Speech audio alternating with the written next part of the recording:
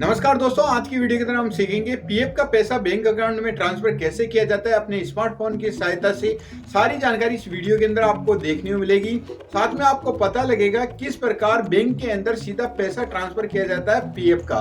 मात्र 2 मिनट का प्रोसेस है। वीडियो को ध्यान से देखना। ये वीडियो मात्र एजुकेशन पर्पज से बनाई गई है। तो चलिए